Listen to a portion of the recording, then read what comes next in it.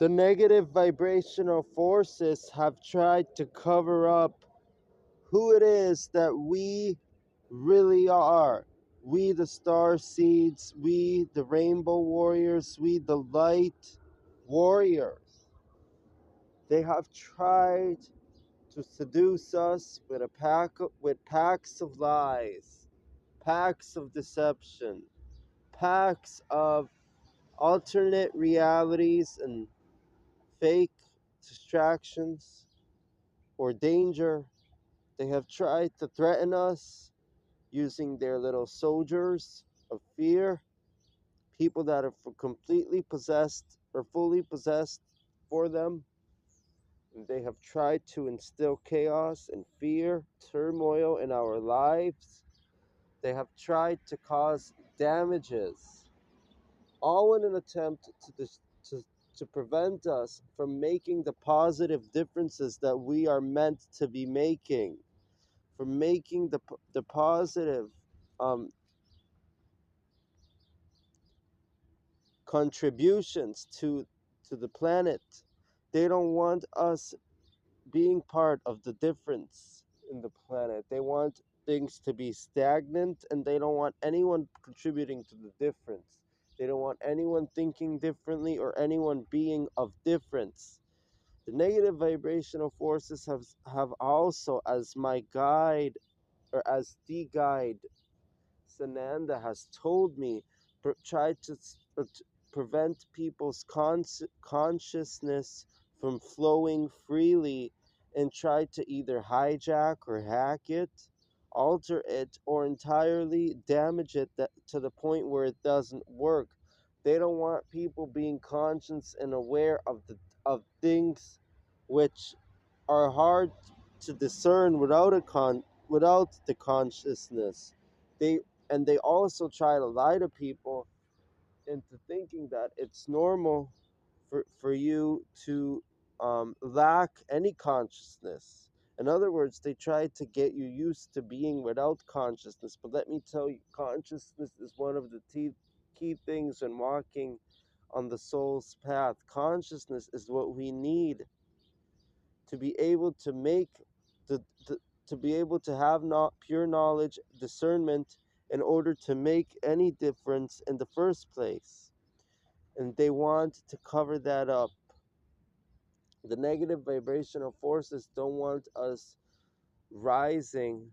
They want in the above the physical mentality. They want to keep us focusing on the physical, whether it's sometimes being shallow and materialistic, or just being in the survival base. They want to keep us stuck in extreme poverty to keep us on survival mode.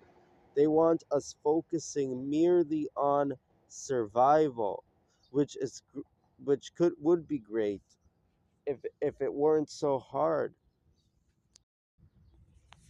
Again, to continue the message or the letter, this is an open letter to all light warriors, an open invitation to light warriors, and an open alert to white warriors to be careful that the negative vibrational forces want to keep us stuck in fight or flight survivalist instincts, using poverty, using oppression to prevent us from ascending or um, liberate or growing into our most joyful selves, our bliss selves. They want to hide from us the knowledge of our bliss bodies, our light bodies, and our subtle bodies, the etheric bodies that we have, and they want to steal our astral wings that are meant to protect us during an apocalypse, during the rapture event. The rapture isn't, well, during the apocalypse, during the event. The rapture itself isn't an actual, I mean to say during the storm event. because the rapture and the storm are two different things, but the rapture itself isn't an actual event, but it is a state of being and essence. The essence of the rapture means being able to ascend while in the physical, having an ascended state of mind, an ascended state of being, and being connected to your ascended bodies, rainbow body, bliss body, astral body, etheric, our ascended bodies, rainbow body, our astral bodies, our etheric bodies, our bliss body, our not our subtle body, our mental body, and our emotional body. Those are our six etheric bodies. They want to prevent us from being connected to them in an attempt to keep us down in the gutter, in survivalistic um, ca- capitalist communitarianism, and they maintain all political systems in all nations, regardless of the form, to keep people in that survivalistic um, poverty, whether or on the other hand, to distract them with materialistic things.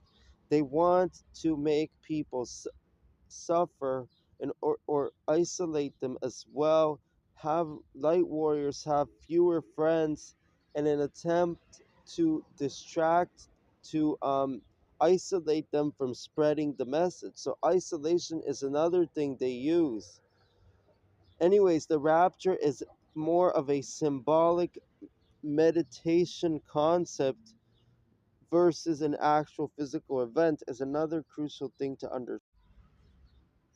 So they don't want us understanding that the word and concept of rapture actually comes from the sutras of Buddhism. They don't want us understanding that the Bible stole this concept. And let me read something to you guys. Sutra of the Whole Body Relic Treasure Chest, Seal Dharani, the heart sect of all Tagat, the heart concept of all Tagatas.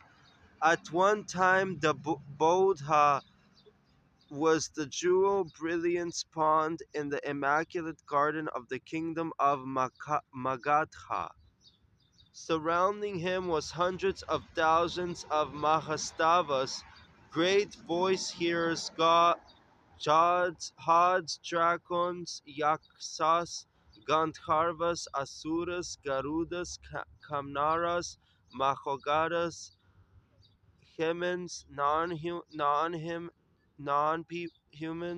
and others. At the times in the assembly was a great Brahmin named Immaculate Light, who was well educated and intelligent.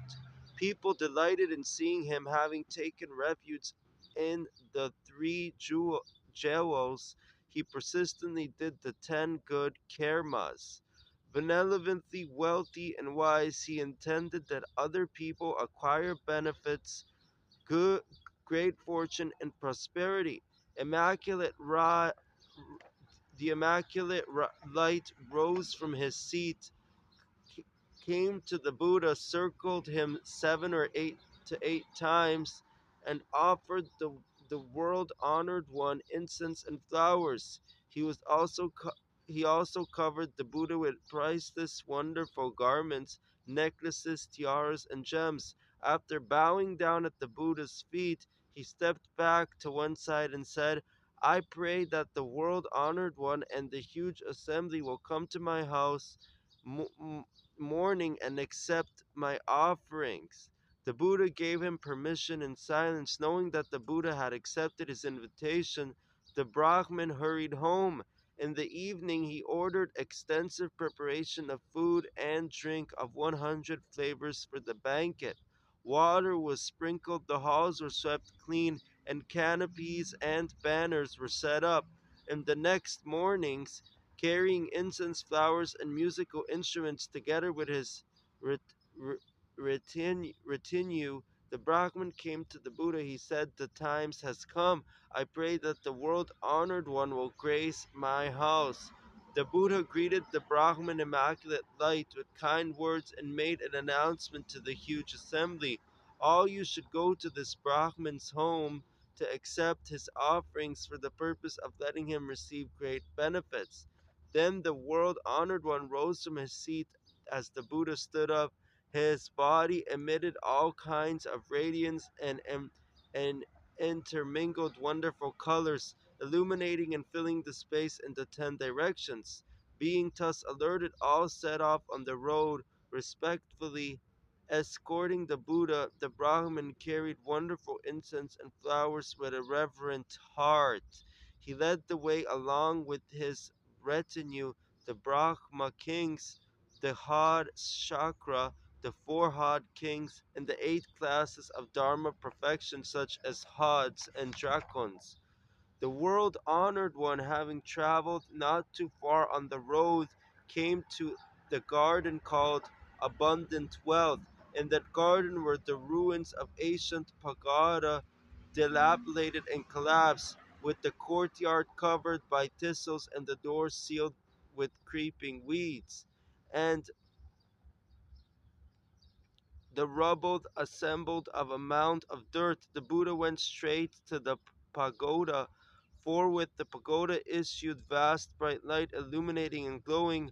A voice from the heap of earth praised, "Very good, very good, very good. Sakyamuni, your action is excellent, and you, Brahman, and will receive great benefits." Meaning us, the Brahmins, will receive great benefits. All of us, okay, I'm going to stop it there, but all of us who are Brahmins receive great benefits, whether we are official Brahmins or just studying to become Brahmins.